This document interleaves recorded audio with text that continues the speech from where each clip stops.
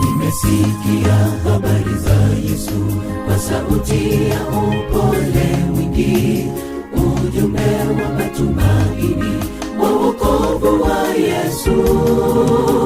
Nani atanitenga naye?